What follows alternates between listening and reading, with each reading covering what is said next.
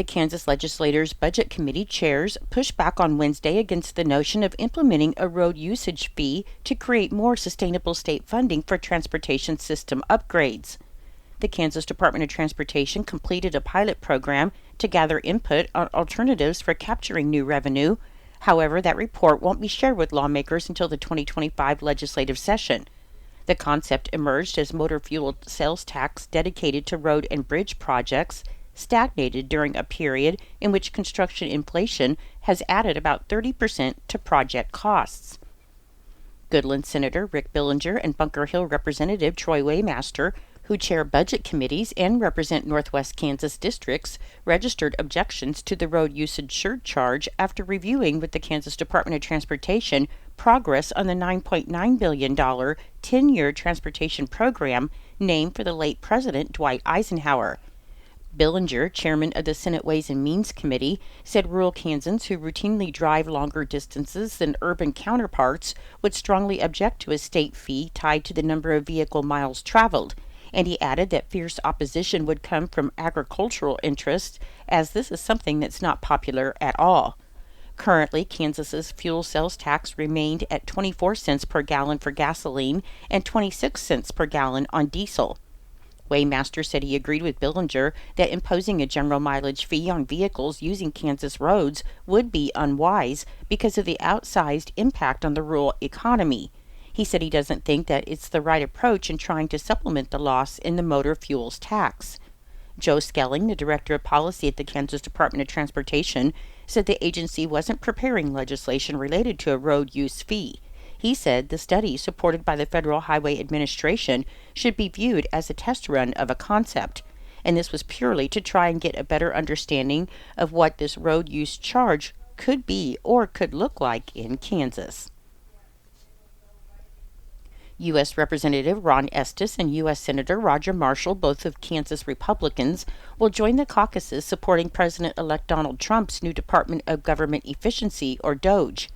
Representative Estes, who represents Kansas's South Central 4th District, is said to be a member of the House Delivering Outstanding Government Efficiency, or DOGE, caucus, which has been envisioned as a vehicle for lawmakers to pitch budget cuts.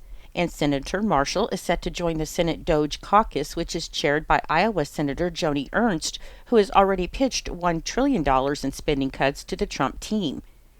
Estes called the federal government's more than $36 trillion debt shameful and simply unsustainable. He said he was glad to join the caucus to participate in addressing bureaucracy, excess regulations, wasteful spending, and restructuring of federal agencies. The holiday season often brings people together to celebrate, so the Kansas Department of Transportation, the Kansas Highway Patrol, and the Kansas Turnpike Authority want to remind all drivers to understand the impact of impaired driving during their celebrations. Impaired driving is illegal and deadly, and last year, from December 19, 2023 to January 1, 2024, the Kansas Department of Transportation records indicate 9 people died in Kansas crashes, with impairment including drugs and alcohol involved in 19 crashes where 12 people were injured. Drivers will see increased law enforcement presence on Kansas roads during the holiday season as part of the national campaigns Drive Sober or Get Pulled Over, and if you feel different, you drive different, drive high, and get a DUI. The Kansas Department of Transportation, the Kansas Highway Patrol, and the Kansas Turnpike Authority want all drivers to make traffic safety a priority throughout the year as well as during the holidays. Before the celebrations begin, you should make a plan by using a designated driver, a ride share, or a cab. If a friend is leaving a holiday celebration impaired, you need to take their keys, and if you see an impaired driver on the road, you should contact law enforcement. For the latest updates on road closures and conditions, you can visit candrive.gov. Shane Hesting, the Wildlife Disease Program Coordinator with the Kansas Department of Wildlife and Parks, reported that wild geese are being reported dead or dying in several wetlands and reservoirs across Kansas.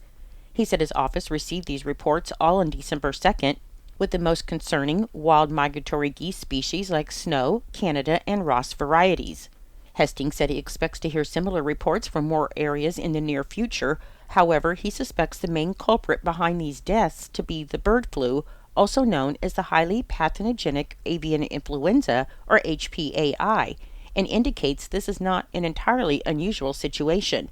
He said this has been an annual event the last few years, and so far, most of the mortality involves juvenile geese, which is not surprising because that's what this virus tends to kill.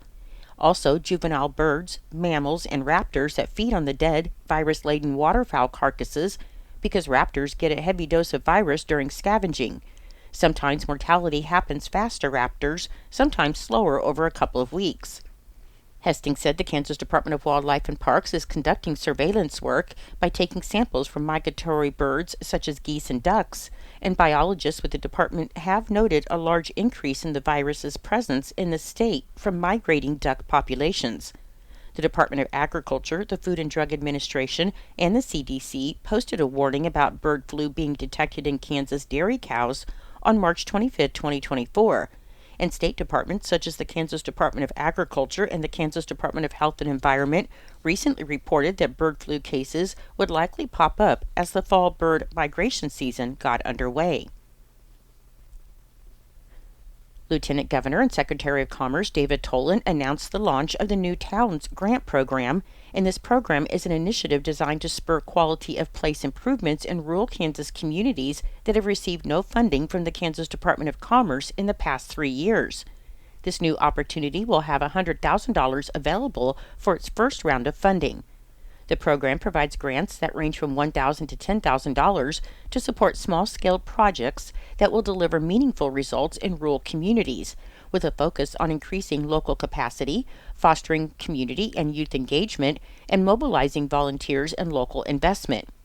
Eligible applicants must represent a community with a population of 5,000 or less that has not received commerce funding in the preceding 3 years. Grant applications will open on Monday, December 16th and will close on February 28, 2025, and the awardees will be announced in mid-April 2025. Guidelines for the grant application and a list of eligible communities and project expenses can be found at kansascommerce.gov and click on the link. The Kansas Department for Children and Families wants to remind Kansans who are needing assistance with their winter energy bills that they can start applying for its Low-Income Energy Assistance Program, or LEAP, and the applications will be accepted until 5 p.m. on March 31, 2025. LEAP provides a one-time per-year benefit to help qualifying households pay their winter heating costs, whether the home is heated with electricity, natural gas, propane, or other home heating fuels. To qualify, households must have an adult at the address responsible for the home's heating costs, and applicants must be at or below 150% of the federal poverty level. The level of benefit received varies according to the household income, the number of people living in the home, the type of residence, the type of heating fuel, and the utility rates. Applications can be accessed online at dcf.ks.gov by clicking the Apply for Services button on the top right side of the website. LEAP applications will be accepted until March 31, 2025. You can learn more about LEAP in Kansas, including frequently asked questions, other community resources, and the complete schedule of LEAP application events at dcf.ks.gov.